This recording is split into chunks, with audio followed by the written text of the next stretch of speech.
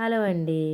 బెండకాయలైతే చాలా లేతగున్నాయని చెప్పి ఫ్రై అయితే చేయబోతున్నానండి. పెళ్ళిలో వేస్తారు కదండీ! ఆ టైప్‌లో అయితే ఇప్పుడు చేస్తాను. ఈ వీడియో మీకు నచ్చిద్ది. నచ్చితే గనక చూసి ట్రై చేయండి. ముందుగా అయితే ఆయిల్ అయితే వేసాను కదండీ! అందులోనే కొద్దిగా పసుపేసి, వెల్లుల్లిపాయలు, గుళ్ళు వేసి ఏయించేసుకొని, ఆ గుళ్ళు, వెల్లుల్లిపాయలు అయితే పక్కకు తీసేసుకున్నాను.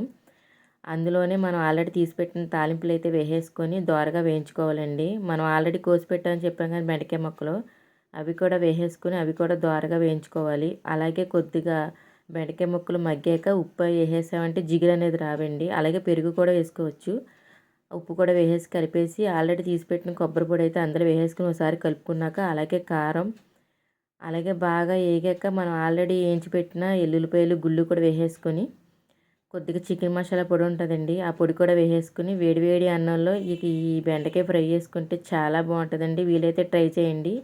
ఈ వీడియో కనుక నచ్చితే లైక్ చేయండి.